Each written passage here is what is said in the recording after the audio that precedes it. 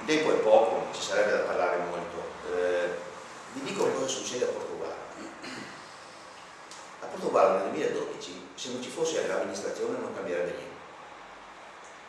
Nel senso che credo che non saremmo in grado di fare nulla. Nel 2012 il governo ha deciso, se i calcoli dell'IFE non sono sbagliati, avremo un trasferimento di risorse inferiore di 1 milione di euro. 1 milione di euro per Portogallo è una cosa impossibile anche da pensare. E avremo un saldo patto di 1,5 milioni, mentre prima era di 1 milione. Cosa vuol dire saldo patto? Quelli che parlano sembra non sia una sciocchezza. Il governo nel 2010 ci ha detto ai comuni: voi dovete spendere tanto quanto voi incassate e tutti i soldi che avete da prima non potete utilizzarli. Era pari a zero nel 2010, era un saldo positivo che dovevamo raggiungere di 823, che vuol dire non potevamo spendere 803.000 euro. Nel 2012 è di 1,5 milioni. Cioè vuol dire, tanto per essere chiaro, qualcuno deve dire che noi dobbiamo applicare l'addizionale IRPEF e l'IMU, forse se ci riusciamo, non sappiamo ancora come, che è l'ICI mascherata, non sappiamo, noi ci facciamo raccogliamo i soldi per lo Stato, perché quell'addizionale IRPEF che noi applichiamo non possiamo spendere, perché la dobbiamo tenere in cassa per aumentare il differenziale tra quanto entra e quanto esce.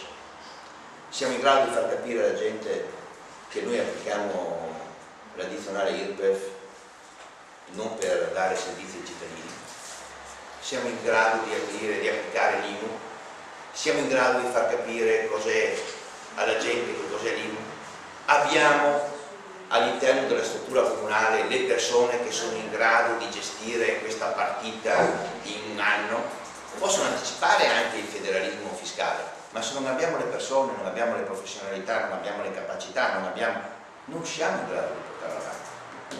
Guardate, faccio l'esempio di Portogallo, perché Portogallo ha avuto 7 persone che sono andate via. La finanziaria prevede che si può assumere solamente il 20% di quelle che vanno via, cioè una persona ogni 5. Di questa persona ogni 5, la Pigozzo, finché non si chiude il 3 di novembre la causa, non può essere sostituita e non c'è. Un responsabile del personale è in aspettativa obbligatoria a Rodi Aviano con obbligo del mantenimento del posto del lavoro.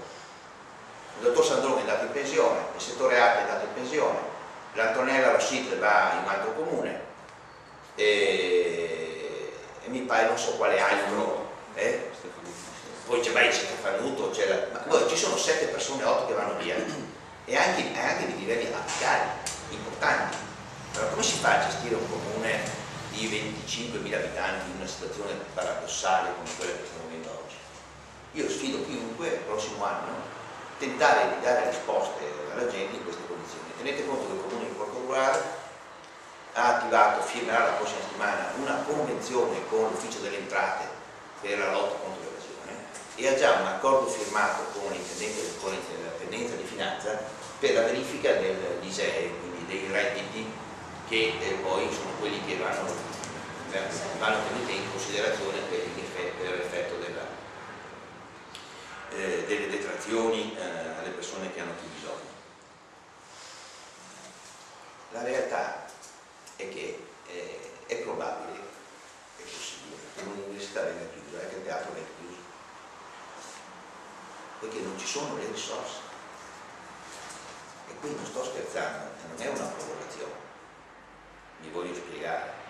Non è che non facciamo forse la stagione teatrale 2011-2012, perché si fa. La stagione teatrale pesa poco rispetto al totale, perché la stagione teatrale pesa 170.000 euro, però di questi 170 più di 100 sono entrate da biglietti e abbonamenti e comunque se Arte che lo gestisce Arte noi paghiamo il differenziale. Ma da marzo il teatro viene chiuso.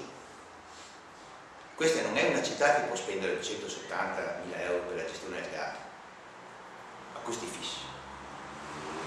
L'università, il Comune di Portogallo può anche avere i 140.000 euro forse da darle, ma se la Regione Veneto non le dà i 200.000 euro e se non arrivano i 100.000 euro da Roma, possiamo fare quello che vogliamo, l'università la chiudono e nessuno è in grado di reggere questi costi. senza pensare, ho toccato la cultura, senza toccare quello che inciderà sulle fasce deboli.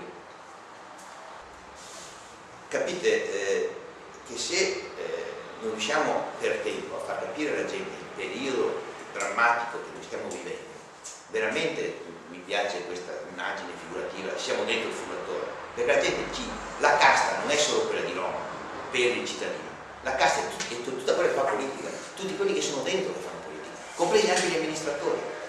E non è facile distinguere tra chi amministra un comune, chi amministra la provincia, chi amministra la regione, chi amministra lo Stato.